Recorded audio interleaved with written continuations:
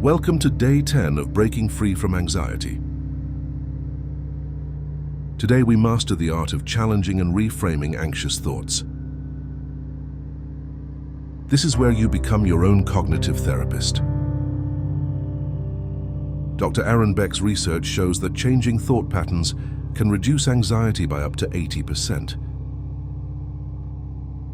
The techniques you'll learn today are used by therapists worldwide. But you don't need a therapist to practice them.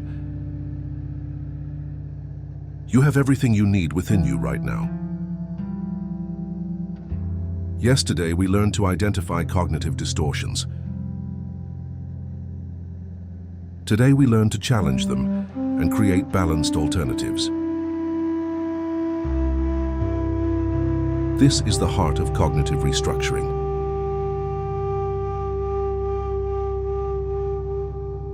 Think of anxious thoughts as witnesses in a courtroom. Your job is to cross-examine them and find the truth.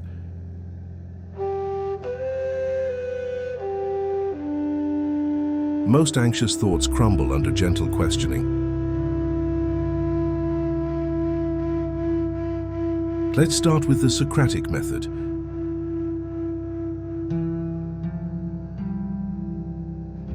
This ancient technique uses questions to reveal truth.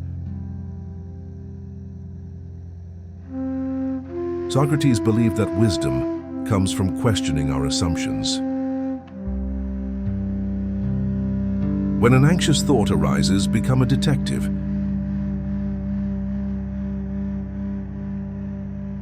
Ask, what evidence do I have that this thought is true? Ask, what evidence contradicts this thought?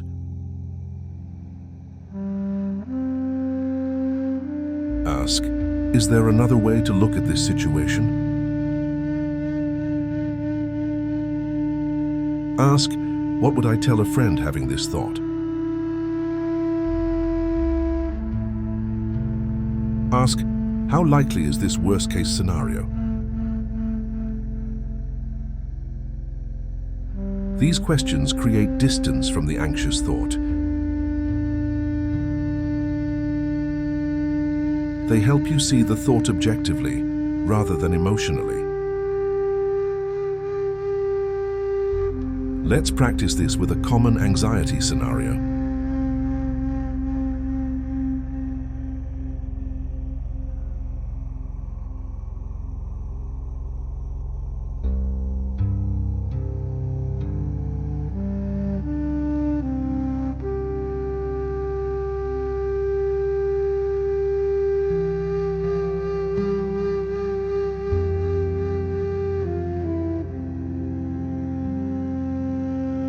Anxious thought, I'm going to fail this job interview.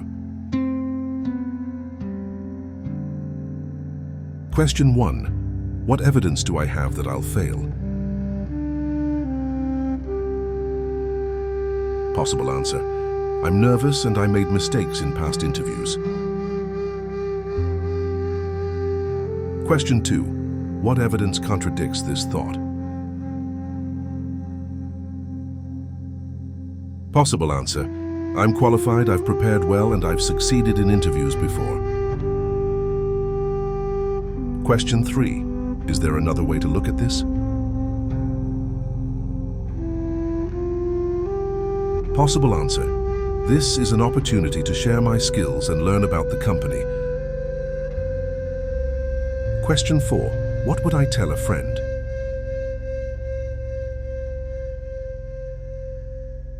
Possible answer. You're prepared and qualified. Just be yourself and do your best. Question 5. How likely is complete failure? Possible answer. Even if I don't get this job, it's not a complete failure. It's practice and experience. Notice how questioning reveals a more balanced perspective. Practice this now with one of your own anxious thoughts.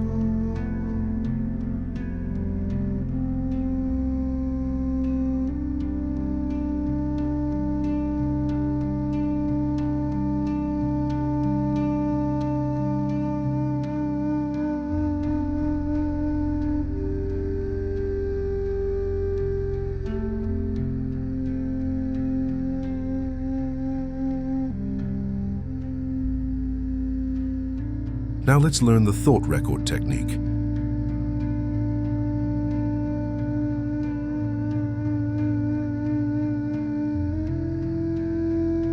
This is a structured way to challenge anxious thoughts. Step 1. Write down the anxious thought exactly as it appears. Step 2. Rate how much you believe it from 0–100%. Step 3. Identify the emotions you feel and rate their intensity. Step 4. List evidence that supports the thought. Step 5. List evidence that contradicts the thought.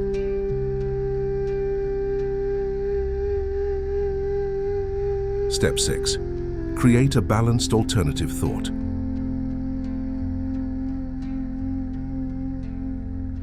Step 7. Rate how much you believe the new thought.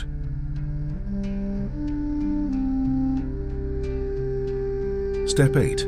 Notice how your emotions have changed.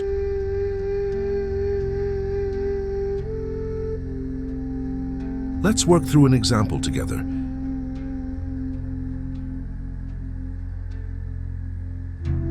Anxious thought. Everyone thinks I'm boring and weird. Belief rating, 85%. Emotions, shame 80%, anxiety 70%, sadness 60%. Evidence for sometimes people don't laugh at my jokes. I feel awkward in groups. Evidence against my close friends enjoy my company. My co-workers invite me to lunch. My family loves spending time with me.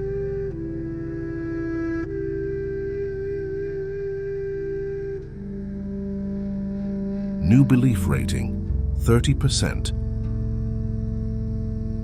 New emotions, shame 20%, anxiety 25%, sadness 15%.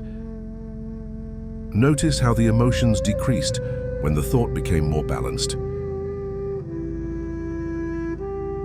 Practice this now with your own anxious thought.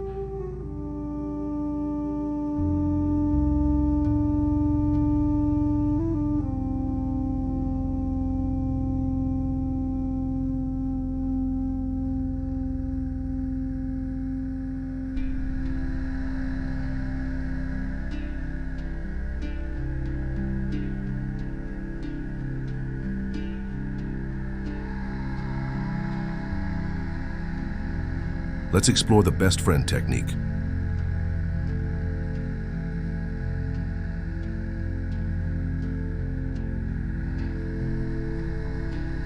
When you have an anxious thought, ask, what would I tell my best friend if they had this thought? We're often much kinder and more rational with others than with ourselves. For example, if your friend said, I'm a failure because I made a mistake at work, you might respond, everyone makes mistakes. One mistake doesn't define you. You're human and you're learning. But when you make the same mistake, you might think, I'm incompetent and I'll get fired. The best friend technique helps you access your inner wisdom and compassion. Practice this now. What would you tell a dear friend having your anxious thought?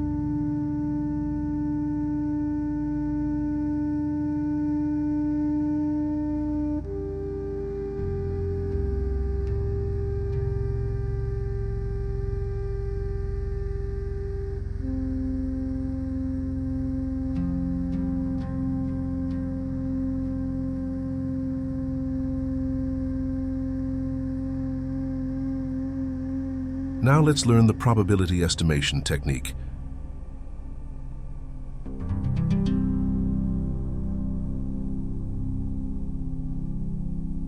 Anxiety makes unlikely events seem probable.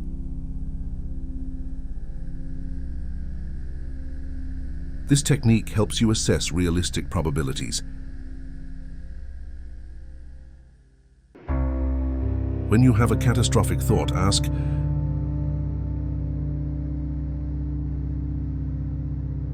What's the probability this will actually happen?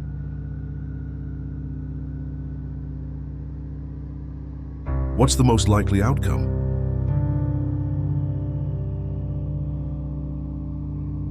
What's the best possible outcome?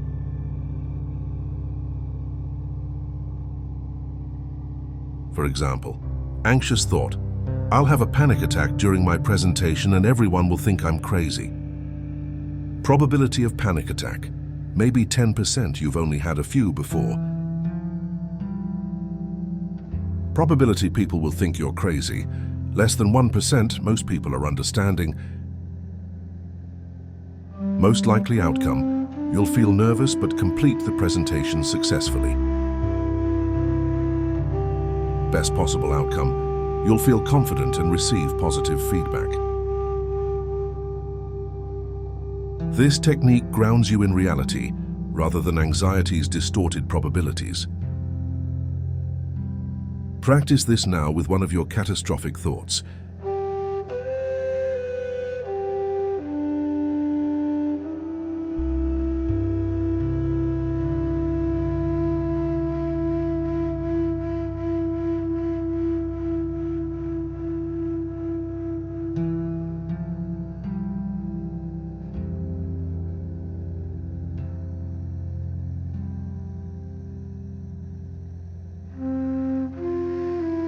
Let's explore the time perspective technique.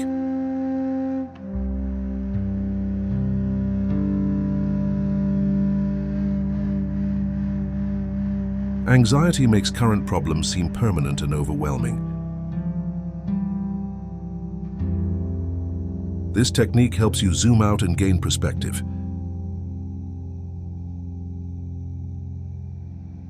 Ask yourself, how will I feel about this in a week, a month, a year, 5 years? Most things that cause intense anxiety today will be forgotten in a few weeks.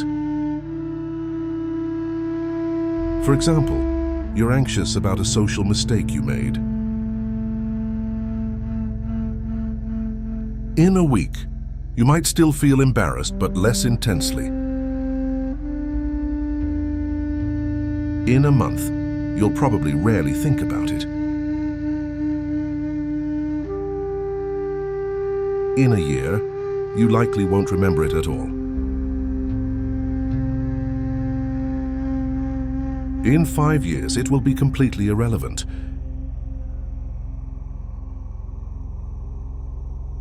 This technique helps you see that this too shall pass. Practice this now. Put your current anxiety in time perspective.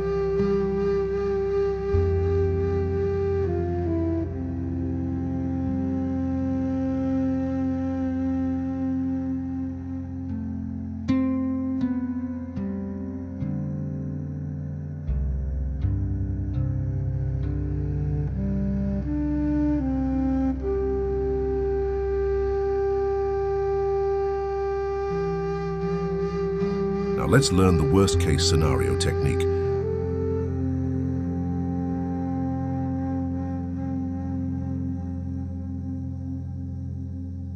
This might seem counterintuitive, but it's very powerful. Instead of avoiding the worst case, we examine it rationally. Ask, what's the absolute worst that could happen?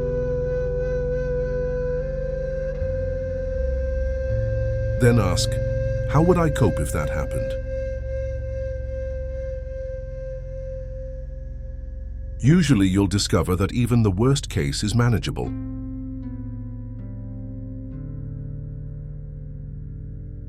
For example, anxious thought, I'll lose my job.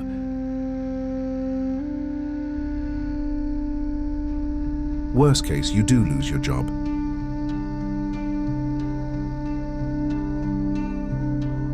How would you cope? I'd file for unemployment, update my resume, network, and find a new job. I have skills and experience.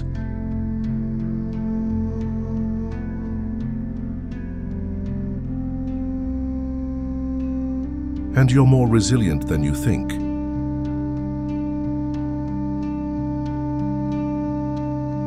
Practice this now. What's your worst case and how would you cope?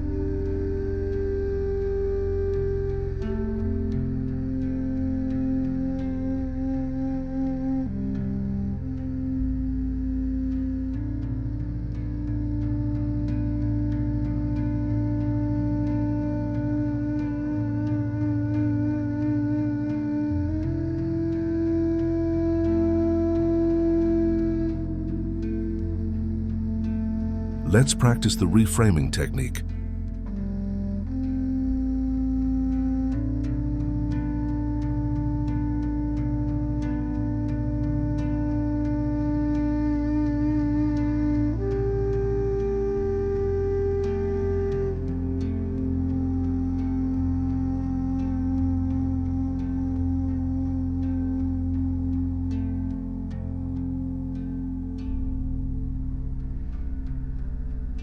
This involves finding alternative perspectives on the same situation.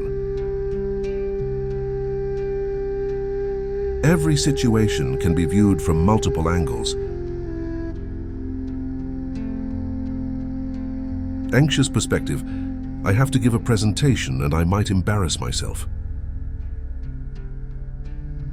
Reframe 1: I get to share my knowledge and expertise with others.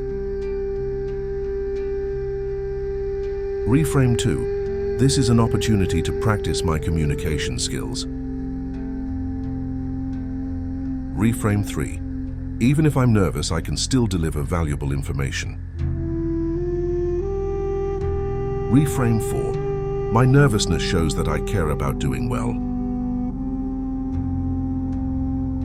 Notice how reframing changes your emotional response to the situation. Practice this now. Find 3 different ways to view your anxious situation.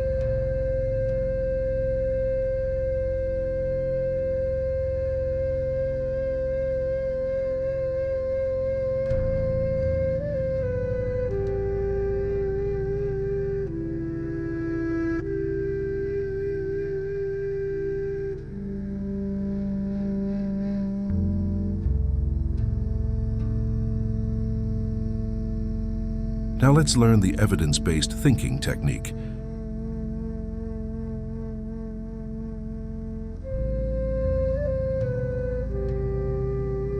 This involves thinking like a scientist rather than a worrier.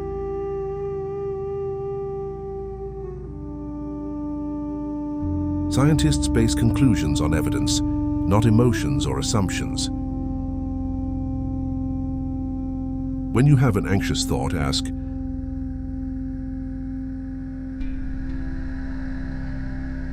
what concrete evidence supports this thought?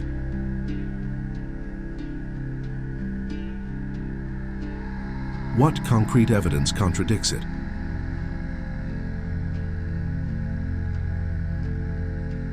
What would a neutral observer conclude?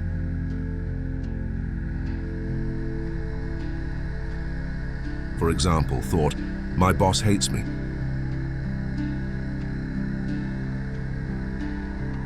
Evidence for she seemed short with me in our last meeting.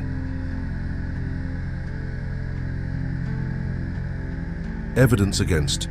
She gave me a good performance review. She assigned me to an important project. She was probably just busy or stressed.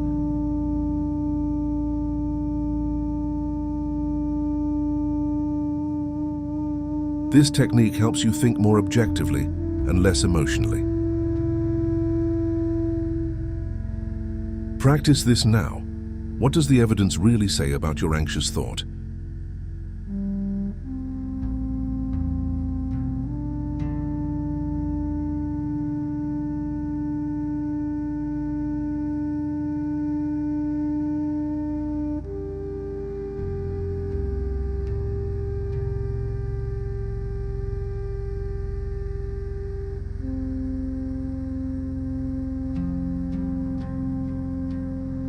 Let's explore the cognitive flexibility technique.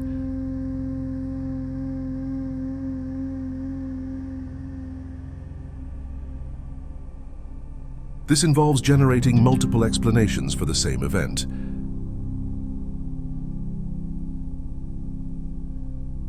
Anxiety tends to fixate on one negative explanation. Cognitive flexibility opens up other possibilities. Situation: your friend doesn't return your text message. Anxious explanation: they're angry at me.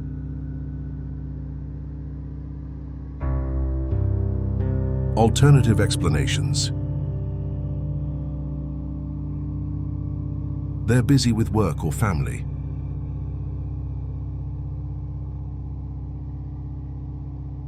They didn't see the message.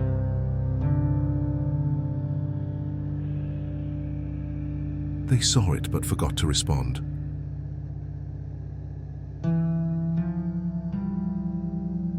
Their phone died or they lost it.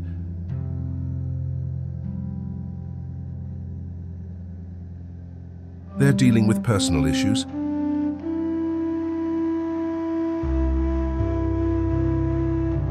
They're not good at texting.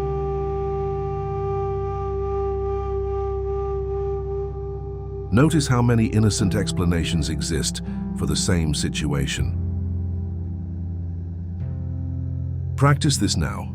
Generate 5 alternative explanations for your anxious situation.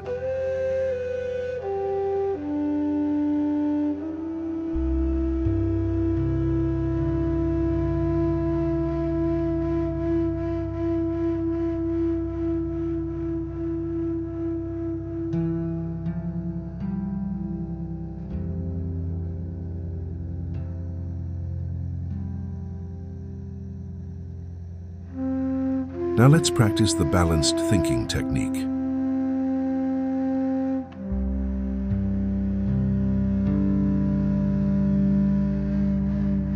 This involves finding the middle ground between anxious thoughts and overly positive thoughts.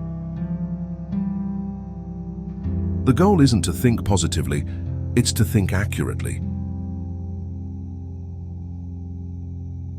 Anxious thought: I'm going to completely fail this exam. Overly positive thought: I'm definitely going to ace this exam. Balanced thought: I've studied reasonably well. I might not get a perfect score, but I'll likely pass and possibly do well. Balanced thinking acknowledges both challenges and strengths.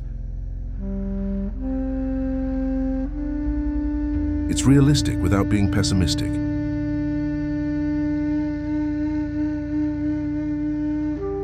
Practice this now. What's a balanced version of your anxious thought?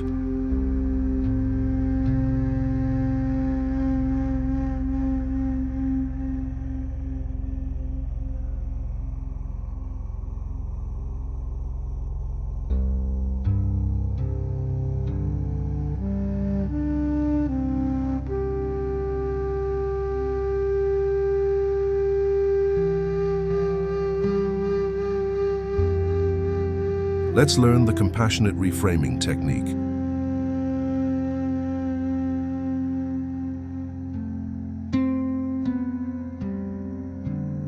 This involves speaking to yourself with the same kindness you'd show a good friend.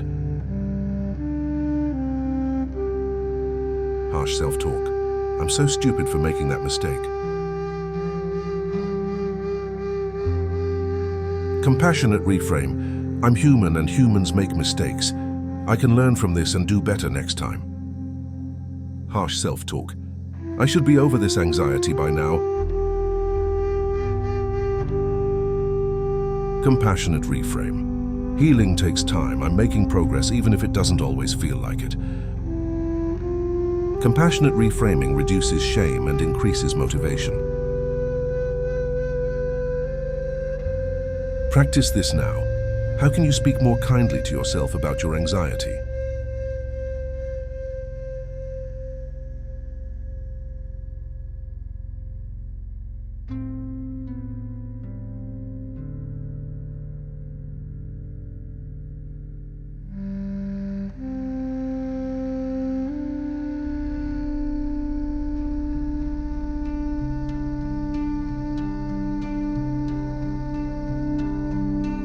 Now let's practice the action-oriented reframing technique.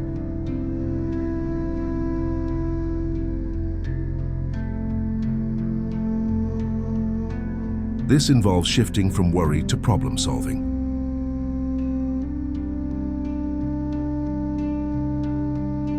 Worry-focused. What if I don't have enough money for retirement?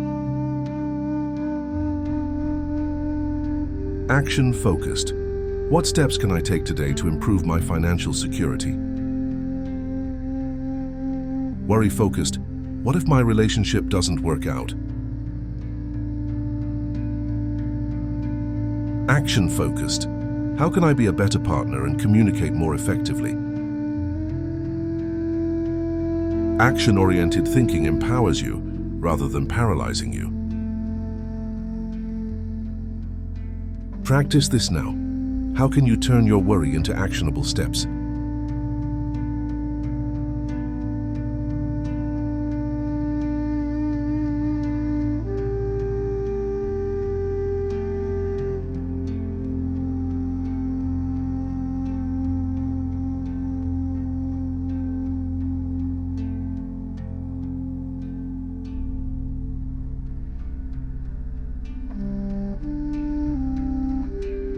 Let's practice putting it all together with a comprehensive example.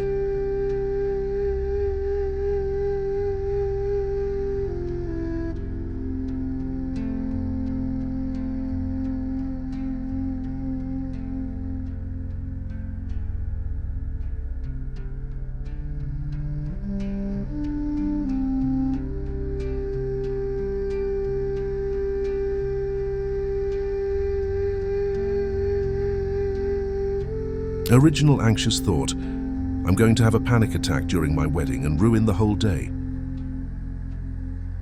Socratic questioning, what evidence do I have this will happen? I've only had a few panic attacks and they were during very different circumstances.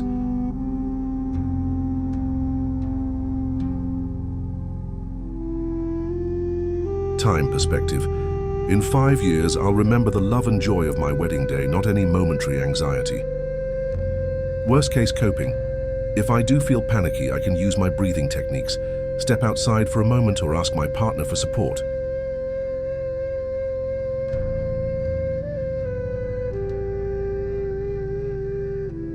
Balanced thought. I might feel some nervousness, which is normal for such an important day. I have coping strategies and support. The day will be beautiful regardless.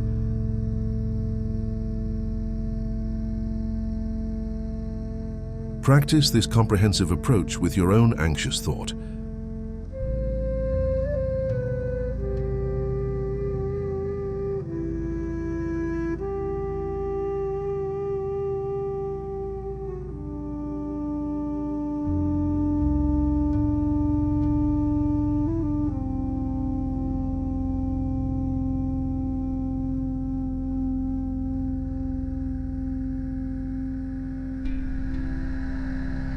Remember, the goal is not to eliminate all anxiety. Some anxiety is normal and even helpful.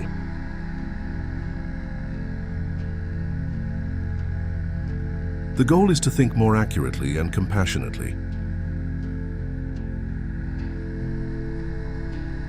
To respond to challenges with wisdom rather than panic.